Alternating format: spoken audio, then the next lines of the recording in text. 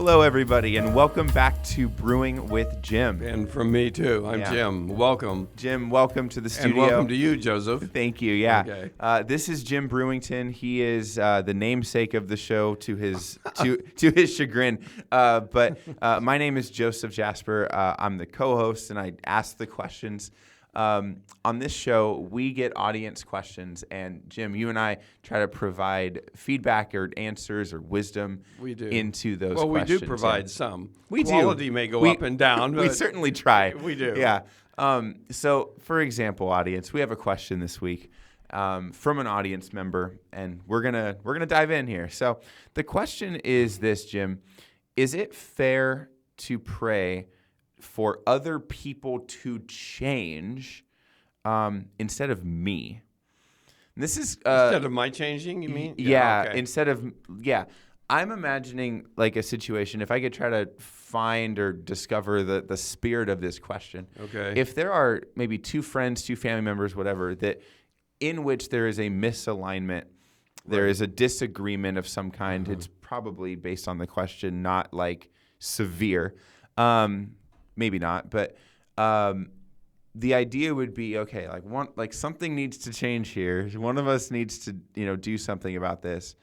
Is it fair for me to say, God, change the other person? Oh, I see. Versus saying, God, what do you have for me, and do I have to change? The troublesome contextual word in that question for me is fair. Fair is that's fair of you to say. Fair. Well, fair enough. Yeah. The fair, it means, in some people's minds, means equal. Yeah. Well, you did this for him and didn't do this for that's not fair. Yeah. Meaning it's not equal. Another use of that word is it reasonable to do that? Okay, I don't know what the idea here is from the questioner exactly, but the answer is, yes, it's okay to pray that the other person change. Yes, that is okay. Why? Because we are told to pray the desires of our hearts. If the desires of our hearts are sketchy, are a problem with the Lord, then He has, of course, the option to answer no. That's right. When we pray. That's right. So I don't want to say anything to anybody that would discourage prayer or give you a format so that if you pray, you're not quite sure if you're doing it right. I have heard people in churches say this is the way to pray. The Lord's Prayer was in response to teach us to pray. That's right. Very carefully there, the request wasn't teach us how to pray. It was teach us to pray. And yet really I have heard sermons on the Lord's Prayer. This is the format. This is a model. This is a model. And you are to pray also. Fascinating. So you go to your small group, if you have a small group in a church, and then you close in prayer. So you can get to the coffee and pie. And you close in prayer, and somebody who wants to close us in prayer. And there are people that, no, I don't want to. I don't want to do that. I'll just sit here. And I'm afraid to pray in public because I don't know if the prayer enforcement committee is going to come over and wag their finger in my face because I haven't done it exactly right. That's right. Give yourself freedom to just talk to God, just to talk to Him. And then give yourself the discipline to shut up and listen to what the answer is and what He has to say. Yeah. Now, when I say that, I don't mean that don't wait for a baritone to come from the clouds. He answers prayer by answering with actions. He answers prayer in His Word. That's right. And so forth. All right, is it fair to pray that the other person change? Well, I would think, am I being loving by wanting the other person to change? What is it that I want changed? Yeah. If the other person is in addiction and is suffering because of the addiction, yes, I want them to change. Yes. I want, Lord, help them change or change them or do something. If they have a little idiosyncrasy in their life that if they have bad grammar, I don't know why that came to my mind, but Sure. if they have bad grammar and they're talking to me, do I pray that they change, that their grammar improves? It's inconsequential. Or do you pray that you stop being a stickler about grammar yourself? Like, you know what I mean? Like, my goodness! that's No, I've never prayed that. I can't imagine. But that gets at kind of what the question is. Yeah, that's really funny. Well, what would I pray? I would pray. I guess it seems righteous that I would pray for tolerance to deal with this other person and to see past their annoying behavior. Would I pray that they sometime learn better table manners, because you're not supposed to really use the fork that way. Right. Those kinds of things are picayune. They're inconsequential in the big picture of life. That's right. But I think it's natural, normal, even righteous to pray that someone would stop doing something that is harmful to them or to others. Yeah. Yeah? Yeah, I absolutely believe that. I'm thinking about how there's like a random story in the back of my head from when I was in college. I remember a girl I was dating at the time, and I going through some rough patch, and I remember speaking to my pastor at the time. And truth be told, today, it's been more than a decade. I do not remember the details of that rough patch or what was like going on. But I remember coming to the pastor and just kind of saying something along the lines of like, is this like gonna work? Like, do you think this is gonna work out between? And I remember him saying something about like, rather than seeing like this thing in her as an annoyance that you have to try to change, ask if there is something in your heart that is rigid that you could loosen up and make room for.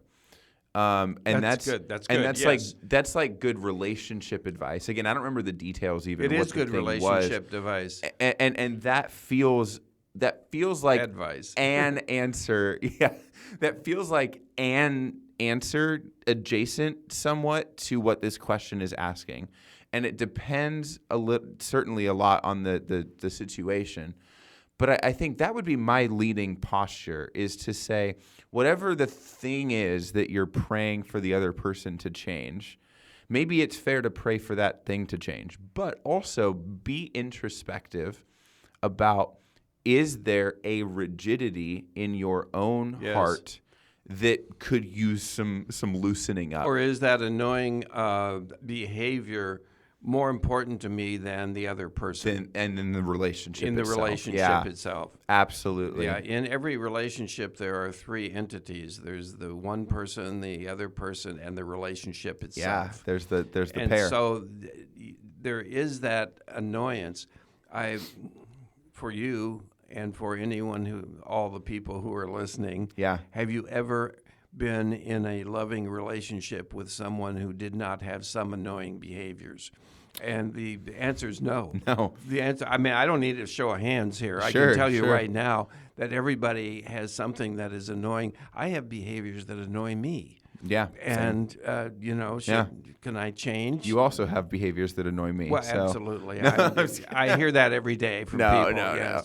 So many. But you're totally right. I mean, there's every person in every relationship, just given the amount of time that you spend together, you will run into so many. And it becomes a matter. So many what? Annoying? Some annoyances, yeah. Oh, annoyances. Is that a word? Yeah. Okay. Annoyances, yeah. Annoyances. A plural noun, yeah. Yeah, okay. And it's so much of being in a relationship or a friendship or any kind of whatever is learning to navigate that. It's getting over things, it's not necessarily ignoring things, but it's recognizing what you said of, is this more important than the relationship itself? No. Right. I can live or with this. Or is the behavior a potential damage to the relationship? Sure. And there are some behaviors. They're more than certainly can be. annoyances. They're, Certainly. Yeah.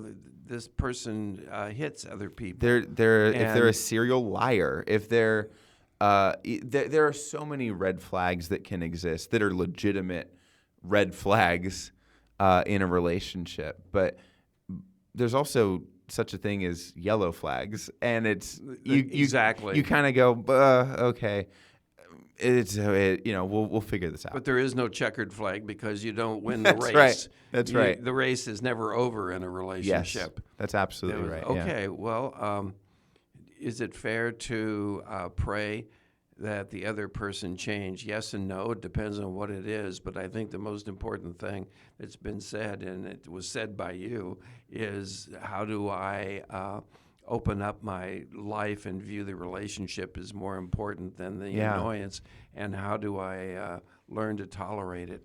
After a while, my experience has been that after a while you don't tolerate it, you just accept it. Mm-hmm. And it doesn't require energy to want to change the other person. Interesting. Debbie and I have been married for quite a while. Yeah.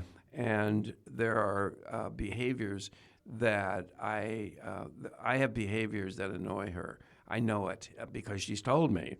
And she has behaviors that I wish she didn't have. These are all small things. Yeah. In the big scope of a marriage. They're very small.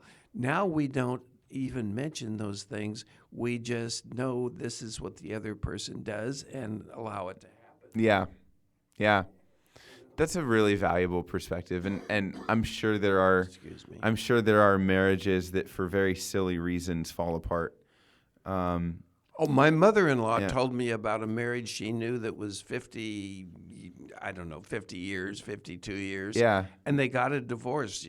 And I said, why? Oh, my goodness. And she said, well, he told her she forgot to salt the gravy.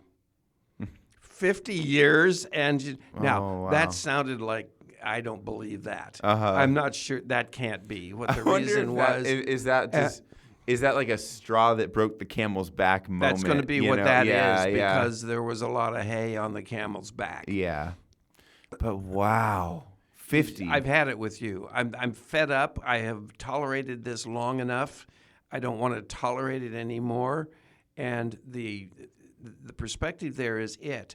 I'm tolerating it, and am I tolerating you? And I'm confusing your behavior with you. You see, and I. What's that difference? Let's unpack that a second. Yeah, I'm in love with you, and I'm not in love with your behaviors. Yeah.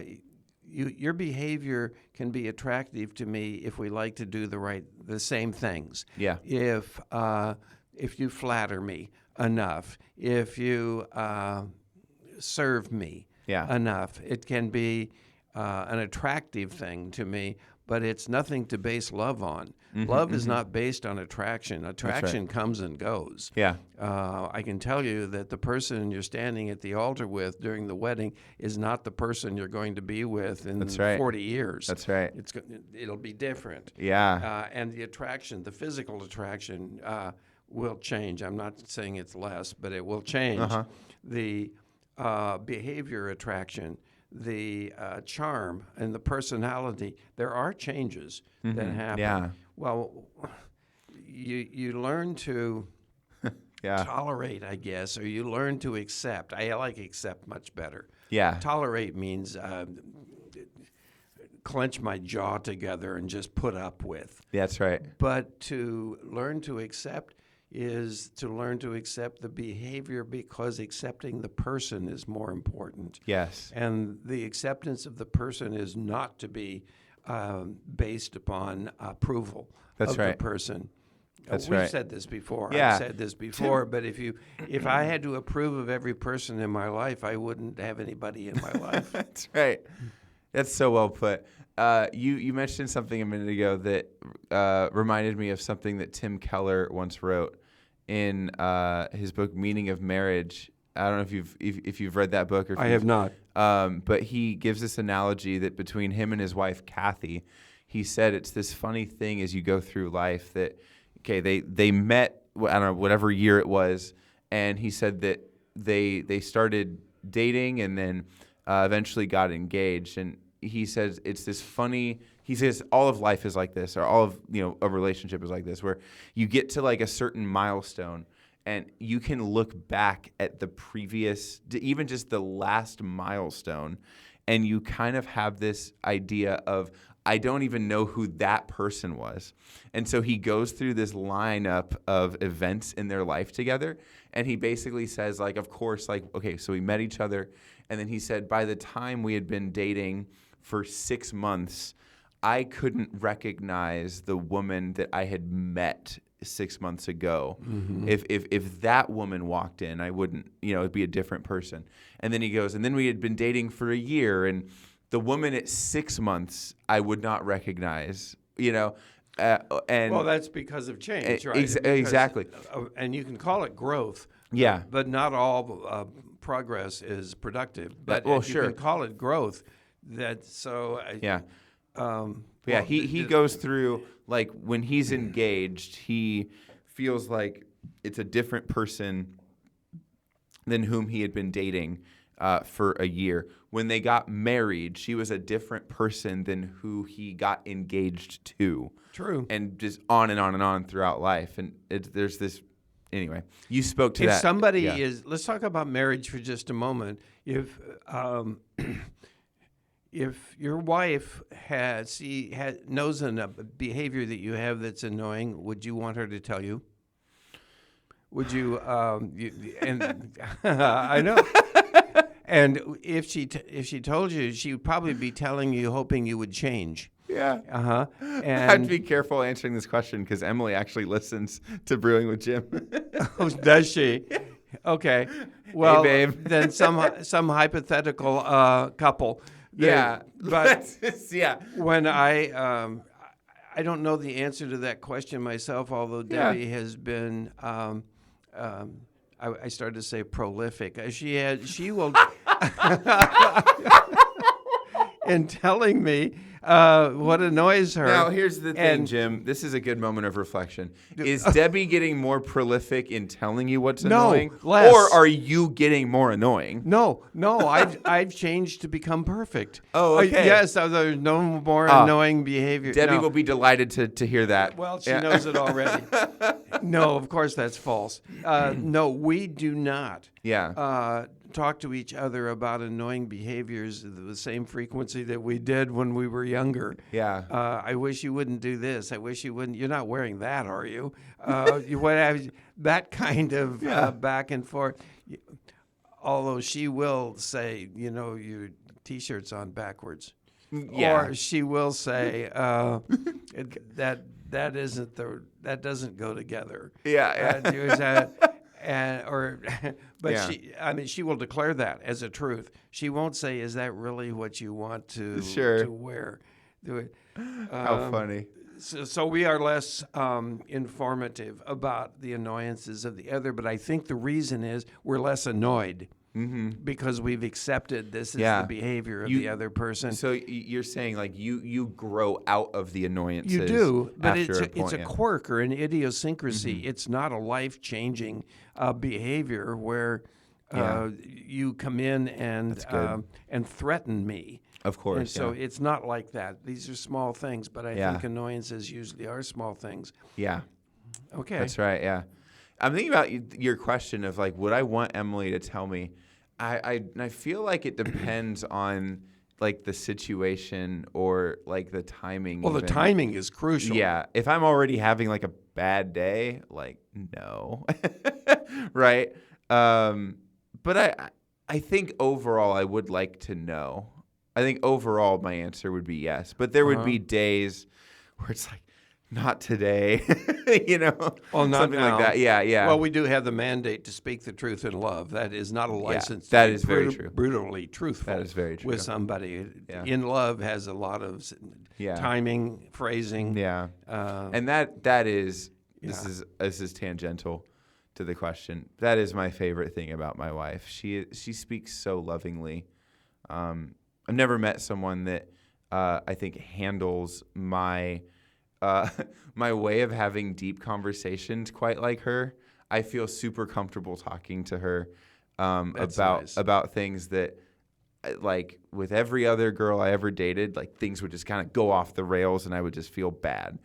So quick shouts out to my wife. I'm curious now, and I think I know the answer. Sure. Is that because she is not critical during the conversation? That is very true. Yeah. That's important. Yeah. You can have a conversation, and I can correct you and say, Yeah. And then part of that criticism is invalidating another person's feeling, which is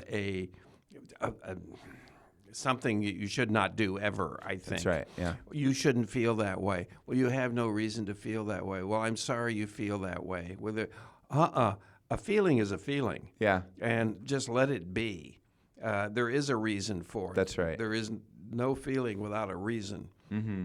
So if that doesn't happen during the conversation, people want to talk to you more. Yeah, that's right. Your wife wants to talk to you more. Your son, your students, as long as you don't criticize during the conversation. That's very true. That doesn't mean there is no time for correction. That's very true. But not during the conversation, because if you correct somebody's grammar, every time they talk to you, they'll quit talking to you. Yeah, yeah. We had a lot of thoughts in that segment. I think it's okay to conclude here. Okay, let's go. But that's a fun question. There's a lot to unpack there, though. It was a good question. Let's jump to our second segment. This is the surprise Jim segment. Must we? We have to. Yeah, okay. Yeah, we are obligated by law. But This is a question that's just silly. It's off the wall. But most importantly, Jim does not know it ahead of time. So, Jim, what was your favorite home-cooked meal as a child? I hate favorite questions. I know you do, but this is such a easy, like, not easy question per se, but it's a, favorite home-cooked meal. I can tell you. Let me word it this way then. Okay. What were your favorite? I'm kidding. What meals would your parents cook at home when you were a kid that you were just excited when you saw it, when you saw that tray hit the table in front of you? You go, yes! Well, first of all, my mother didn't serve her meals on a tray. Well, sure. But that sounds like a prison. I meant kind of like a family style, like you put it in the center of a table, We didn't have many family style. Okay. We had a table, of course, but all the plate. When I was young, my mother dished up the plates and served the plates. Yeah. Oh, well, I can tell you exactly. I can see it right now. Fried chicken, lima beans, and mashed potatoes. Oh, wow. And all that, the lima beans she didn't grow. But the mashed potatoes are homemade. Now you can get pretty good mashed potatoes at Costco. That's right. right. And that you just, heat and eat. Yeah. She made all the fried chicken herself. Now you go to the grocery store and get their KFC or somewhere. Of course, yeah. Yeah. But, that was a great meal. Love that one. My dad liked pasta and little pastas with sort of spaghetti-like with small pastas, so you didn't have to deal with the long stringy stuff. Yeah. And meat and kidney beans, and he would make that by the bucket and eat it for days and serve it for days. I still like that stuff. Yeah. That kind of a meal. Just hearty, like, classic. Well, when you grew up in Texas and Iowa, eating is life. Just a lot of meat and potatoes. A lot of meat and potatoes. Literally. And starch and potatoes. Well, potatoes are starch. Yeah. I guess. But my mom, I think, was a fairly good cook. I mentioned one episode that there were a few things I didn't care for. She used to make cow tongue sandwiches. And I can't imagine. Even at the time, I thought, no, but that's part of our Scandinavian upbringing, I think, and the pickled herring and all of that stuff. But I looked forward to the meals. Mm-hmm. Debbie is a good cook. Yeah. And she makes meals. It's important to her that I eat correctly. If she doesn't cook a meal or there's nothing there for me, I'll just forget it. Yeah, sure. Sometimes I literally forget to eat. Yeah. And I've had that before, yeah. Tragically, I forget to drink water, so I live sort of a dehydrated life sometimes. Yeah. But she makes great meals, Mm-hmm. and she has the if you'll. I'm going to say it. Yeah. She has the Holy Spirit gift of hospitality, Yes. which is a horrible gift to have. It's so time-consuming. Yeah. And and to be married to someone with that gift. Yeah, well, she has it, and so we have. I mean, decorating the house and having people over and so forth. Brings she's her life. very good That's at great. that. And every night when it's time to eat. And we eat off TV trays now, watching Jeopardy most of the time. It's not. We have a formal dining room, but I enjoy all of that. Yeah. And, favorite meals: fried chicken, mashed potatoes, and lima beans. Love it. Okay. That's what we grew up on. Yeah. That's great. No. It's not what I grew up on. You make it sound like we had that every night. No. No. That's not what I implied. No. Oh. I don't think that was the implication. Well, perhaps it was the implication. It's not what I meant. Well, I inferred wrong. Yeah. Yeah. No, it's but what I meant when you said grew up on it, I guess what I'm trying to get at is that there's clearly, hearing you talk about it, like a nostalgia to it. Definitely. Yeah. Like what you wouldn't give to have another plate of your mother's fried chicken. Yeah. Right? You know what I mean? That's what I'm getting at. Or my dad's chili. Yeah. Like that's the grew up on it. That's all I meant by that. True. Isn't it funny how impactful like a meal, like food is, like how storied food is?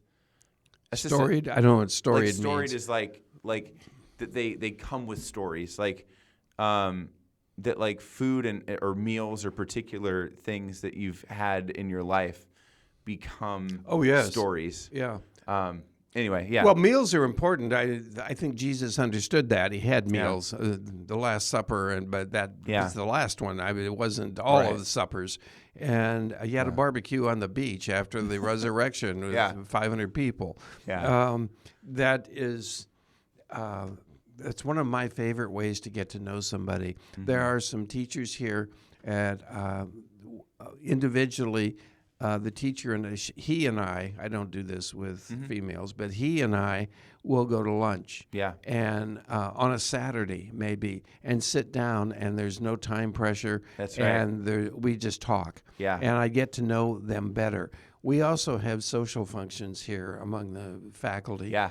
I don't go to those. And the reason is, I was a professional social function person. That's what pastors do, That's right. The ice cream social and the potluck in the basement and so on. But I don't care for those. I don't like parties because nobody shows up. Only their body does.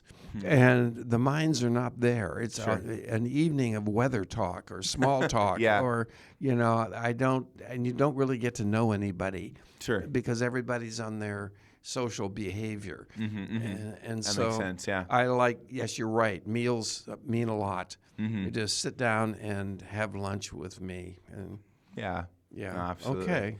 I remember you and I going to lunch this past summer, and that was after we had recorded probably at least just even between just us, probably 15, 20, 30 episodes of Brewing with Jim. And I remember, which means necessarily maybe as much as 15 hours of content together. Right. I remember just at that lunch talking about things we've never talked about before.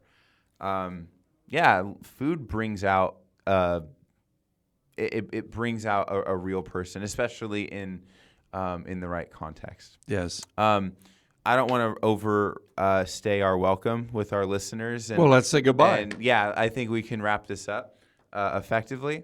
We want to thank our audience for listening, as always. Yes. And we want to invite you to reach out to us. We have an email address that is set up, brewingwithjim@gmail.com. Right. We would love for you to send us messages, stories, and especially your questions, if you would like to have us answer and something on the curiosities show. about the podcast and us. That too, yeah. If you have questions about us or the process that we have or how we make the show, anything like that is super fun to talk about too. But Exactly. Please reach out. Again, that's brewingwithjim@gmail.com. Okay. So with that, friends, thank you so much for another week, and we hope you join us here next time on Brewing with Jim. Take care, everybody. Bye-bye. Bye.